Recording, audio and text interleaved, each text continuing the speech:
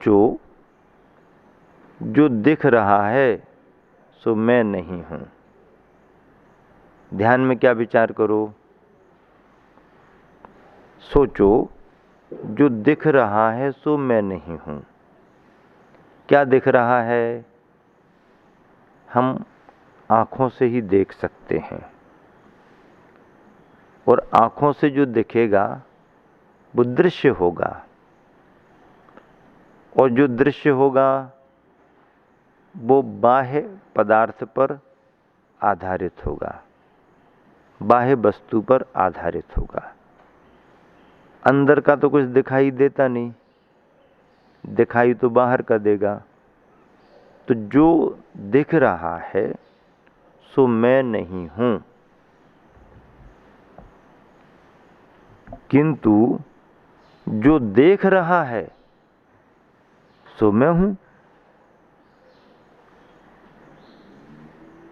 दो शब्दों में कितना फर्क आ गया? जो दिख रहा है सो मैं नहीं हूं, और जो देख रहा है सो मैं हूं। जो देख रहा है वो हमारा आत्म तत्व है, और जो दिख रहा है वो आत्म तत्व नहीं है, वो जड़ पुद्गल है। अब बाह्य वस्तुओं को तो छोड़ो, आप अपने शरीर को ले लो। शरीर को देखो, ये दो हाथ हैं, हाथों की ये अंगुलियां हैं, अंगुलियों पर ये नाखून हैं, ये पैर हैं, पैरों की अंगुलियां हैं, ये सिर है, वक्षस्थल है। शरीर के एक एक पार्ट पर विचार कर लो। पर अंत में क्या तय करना पड़ेगा कि जो दिख रहा है सो मैं नहीं हूं। जो दिख रहा है, जिसे हमने हमारा कहा या जिसे हमने तुम्हारा कहा, हमने अपनी मान्यता से जिसे हमारा कहा, अपनी मान्यता से जिसे तुम्हारा कहा, ये मान्यता ही तो है। यथार्थ में न हमारा है न तुम्हारा है, वो अपने आप का है, वो अपने आप का है, वो न हमारा है न तुम्हारा है। पर हमने अपनी मान्यता से ये तय किया कि ये हमारा है, और अपनी मान्यता से ही ये तय किया कि ये तुम्हारा है। और इसी मान्यता के कारण राग द्वेष भी होने लगते हैं। विकल्पों की शुरुआत हो जाती है, राग का संसार खड़ा हो जाता है, द्वेष की दुनिया तैयार हो जाती है। इसी हमारे तुम्हारे में न वस्तु हमारे पास है, न वस्तु तुम्हारे पास है,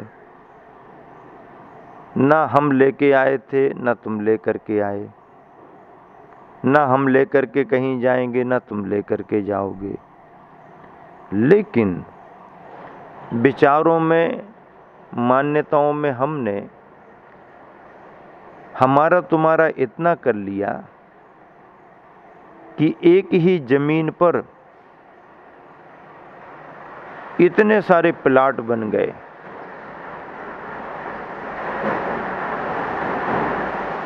एक ही जमीन पर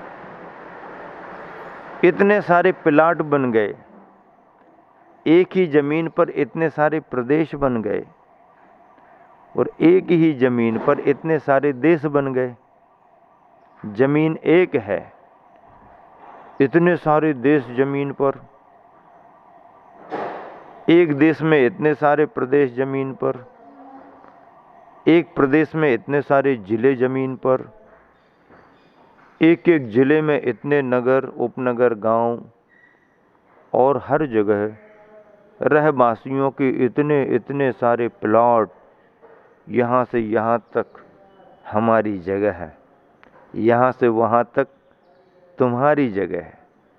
अच्छा, जमीन को खोद करके देखो किसका नाम लिखा नीचे। जमीन में नाम नहीं लिखा, हमने जो खड़ा किया है उस पर नाम लिखे गए। और इस बंटवारे में कितना कितना किसका किस किस तरह का बंटवारा हो गया, ये सभी विकल्प के कारण बनते हैं। विकल्पों से मन बोझिल होता है, अशांति आती है। ऐसे बोझिल मन को हल्का करने के लिए, ऐसे विकल्पों को शांत करने के लिए ध्यान करना आवश्यक है। ध्यान की उत्कृष्ट भूमिका तो निर्ग्रंथ योगियों के लिए है। पात्रता उनकी है, लेकिन उससे निचली दशा वाले भी स्वाध्यायी और विवेकी जन अपनी दिनचर्या को सात्विक बनाते हुए ध्यान का पूर्वाभ्यास कर सकते हैं। इससे फायदा क्या होगा सामान्य जन को? सामान्य जन को इसके बहुत फायदे हैं, बहुत फायदे हैं। क्या फायदा है एक आध बताओ। जो फायदा तुमको दवाई खाने से भी स्वास्थ्य के प्रति लाभदायी नहीं होगा, वो शांत चित्त बैठकर मन को हल्का करते हुए श्वासोश्वास पर अपना मन एकाग्र करते हुए आप यदि अभ्यास करते हो तो ये ध्यान की पद्धति आपको निश्चिंतता में ले जाएगी। मन की निश्चिंतता प्रसन्नता को बढ़ाती है और मन की प्रसन्नता शरीर को स्वस्थता प्रदान करती है। प्रतिदिन शांत बैठ करके देखो। संघ में जब थे, गुरुवर आचार्य श्री अपने अनुभवों को बताते थे स्वाध्याय में, तो आचार्य श्री बीच बीच में कहते थे सबको, अधिक श्रम हो जाए, थकान महसूस हो, मन विकल्पों में उलझ जाए, समाधान न मिल रहा हो, चित्त में आकुलता व्याकुलता बढ़ रही हो, अधिक वर्क करने से मन की ग्रंथियां तनावग्रस्त हो रही हों, तो मन को हल्का करने के लिए क्या करें? तो आचार्य जी ने प्रयोग बताए और प्रयोग बहुत सक्सेस हैं। आचार्य जी ने कहा सबसे ज़्यादा एनर्जी वेस्ट होती है आँखों से देखने से। सबसे ज़्यादा एनर्जी वेस्ट होती है आँखों से देखने से। जो व्यक्ति जितना ज़्यादा अपनी आँखों का देखने के रूप में उपयोग करेगा, उसके दिमाग पर उतना ज़्यादा भार आएगा। इसका परिणाम आज विद्यार्थियों में दिख रहा है। जो विद्यार्थी कंप्यूटर के सामने बैठ कर के 4-4, 5-5, 6-6 घंटे तक काम करते रहते हैं, 8-8 घंटे तक काम करते रहते हैं, आंखें उनकी स्क्रीन पर गड़ी रहती हैं, एकाग्रता से बारीकी से अपना वर्क करते रहते हैं, लाइटें रेज उनकी आंखों पर पड़ती रहती हैं, मन उनका उसमें उलझा रहता है, उसका असर उनके शरीर पर आने लगता है। इतना वर्क होने से जब मन स्लथ हो जाता है तो धीरे धीरे फिर रेस्ट न मिलने के कारण चिड़चिड़ापन आने लगता है। और चिड़चिड़ेपन में यदि उसके कोई विराम न लगे, तो व्यक्ति लाइन से हटने लगता है, उसको कुछ भी पसंद नहीं आता, गुमसुम रहने लगता है, और यहीं से उसके लिए समझ लो जो सही रास्ता था उसका रास्ता बाधित हो जाता है। तो आचार्य ने प्रयोग बताए कि मन को हल्का करने के लिए, विकल्पों से थोड़ा छुटकारा पाने के लिए पहले तो वैचारिक हमको एक्सरसाइज करना पड़ेगी। वैचारिक एक्सरसाइज का मतलब है कि मान्यतागत जो हमारे मन में विकल्प आते हैं उनसे छुटकारा पाना पड़ेगा। इसने ऐसा कह दिया, अब इसने ऐसा कह दिया जो विकल्प मन में आ गया, इसको कैसे निकालें? आप अपने ज्ञान बल से निकाल सकते हो। कहा ही तो है ना, हमने स्वीकार थोड़ी किया उसको।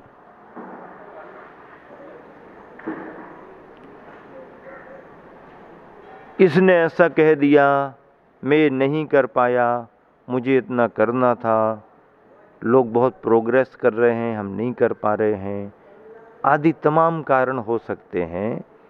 उन कारणों से अपने ममत्व को हटाएं, कर्तृत्वपन को ना लाएं, कर्तव्य बुद्धि से कार्य किया, कर्तव्य बुद्धि से कार्य किया, सफलता मिल गई तो अहंकार का अनुभव ना करें।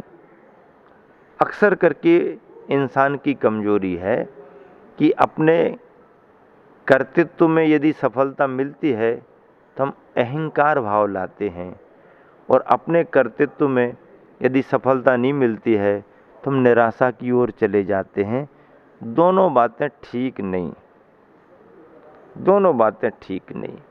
फिर हमारी प्रवृत्ति क्या बनती है कि हम सफल हो गए तो अपने को श्रेय देते हैं, मैंने बहुत मेहनत की है तभी तो ऐसा रिजल्ट आया है। सफल होने पर सारा श्रेय अपने को ही देते हैं। कोई सम्मिलित होना चाहे उसमें, नहीं नहीं तुम्हारा कोई रोल कॉल नहीं, तुमने क्या किया, कुछ नहीं, हमने मेहनत की है, पसीना बहाया है, पसीना दिन रात एक कर दिया। तो सफल होने पर व्यक्ति अहंकारी होता है और अपने उपादान के गीत गाता है, अपने गीत गाता है। लेकिन असफल हो जाए तो असफलता में अपने को ही जिम्मेदार नहीं ठहराता, असफलता में निमित्त को दोषी ठहराता है। तुम्हारी वजह से काम नहीं कर पाए, तुम्हारी वजह से हमारी पढ़ाई पूरी नहीं हो पाई, कोर्स कंप्लीट नहीं हुआ, घर के इतने सारे काम करना पड़े, टीचर आजकल पढ़ाते ही नहीं हैं। अब देखो सक्सेस नहीं हुआ तो टीचर को दोष दे रहा, टीचर अच्छा नहीं पढ़ाते हैं, टाइमिंग सही नहीं रहती है, घर में इतनी सुविधा नहीं है, इतने सारे साधन नहीं है। फेल हो गया तो निमित्तों को, वातावरण को दोषी ठहराएगा, और पास हो गया तो टीचर कहेगा देखो बहुत अच्छा पढ़ाया ना हमने आपको, इसलिए तो इतना अच्छा रिजल्ट। हाँ ऐसा तो सभी पढ़ाते हैं, तुमने कोई स्पेशल थोड़ी पढ़ाया, वो तो मेहनत हमारी थी। हाँ, पास होता है तो उपादान के गीत गाता है ये प्राणी, और फेल हो जाता है तो निमित्त को दोषी ठहराता है। ये मानव मन की कमजोरी। इन विकल्पों के कारण जो भी द्वंद्व और दुविधा इसके जीवन में आती है, उससे छुटकारा पाने का उपाय योग और ध्यान है। मन को हल्का करने के लिए, रिलैक्स देने के लिए आप आंख बंद करके बैठ जाओ। अभी बैठे हैं दोनों जन आंख बंद करके, अच्छा लग रहा है, शांति महसूस हो रही है। सोच रहे होंगे कि ऐसा रोज मिले तो हम मना कहाँ करते, रोज आओ, आओगे तो पाओगे और नहीं आओगे तो पछताओगे। अब महाराज जी फिर वो तो ये समय ऐसा चल रहा है कि हम आना भी चाहे थे फिर भी नहीं आ पा रहे। समय ऐसे ही चल रहा है, लेकिन ऐसे चलते हुए समय में भी लोग सब अपना काम तो कर ही रहे हैं। दूरी बना करके सावधानी से आदमी अपना काम कर ले, कोई बात नहीं है। जब घर गृहस्थी बाजार के काम नहीं छूट रहे तो धर्म में भी अपन इतना दूरी क्यों बनाए? सावधानी से दूर रह करके अपना काम करके फ्री हो जाए, पुण्य बढ़ता है, परिणामों में शांति मिलती है। ऐसा सानिध्य बार बार नहीं मिलता। आंख बंद करें। गुरुवर आचार्य श्री कहते थे कि यदि अपन को थोड़ा शांति चाहिए तो आवाज से भी अशांति आती है, आवाज से भी मन भारी होता है, तो थोड़ी देर को कान में अंगुली डाल करके बैठ जाओ। कान में उंगली डाल करके बैठ जाओ, आंखों पर यूं करके बैठ जाओ, कान में अंगुली डाल लो। और ज़्यादा है तो बोलने से भी एनर्जी बहुत बेस्ट होती है, मुंह पर भी ताला लगा लो। गांधी जी के 3 बंदर वाली बात नहीं कर रहे हैं, वो अपने वाले बंदर की बात कर रहे हैं। अपने को ठीक करना है तो देखना थोड़ा बंद करो, देखना ही नहीं, धीरे धीरे शांति सी लगती है। सुनना बंद करो आवाज, मन हल्का होने लगता है। बोलना बंद कर दो। और आचार्य श्री तो कहते हैं कि दीवार की तरफ पीठ करके और बैठ जाओ, दीवार की तरफ मुंह करके बैठ जाओ। दीवार की तरफ मुंह कर लिया, कौन आ रहा कौन जा रहा पता ही नहीं। ऐसे प्रयोग गुरुवर के अनुभूत प्रयोग हैं और उन्होंने ये सिद्ध कर दिया कि ऐसे प्रयोगों से मन को विश्राम दिया जाता है। ये ध्यान का पूर्वाभ्यास है और ऐसे अभ्यास से आप निश्चित तौर पर शांति महसूस करेंगे। आप सभी को शांति का अनुभव हो, आप सभी भी अपने मन को, अपने मन के विचारों को विश्रांति दिला पाएं, इसके लिए ध्यान की पद्धति में ढलना बहुत ज़रूरी है। ध्यान एक जीवन की आवश्यक अनिवार्य प्रक्रिया है जो शरीर को भी स्वस्थ रखती है और अंदर मन को भी स्वस्थ रखती है और तन और मन के साथ अपने चेतन आत्म तत्व को भी स्वस्थ रखती है। इसी शुभ भावना से विराम देता हूँ। महावीर भगवान।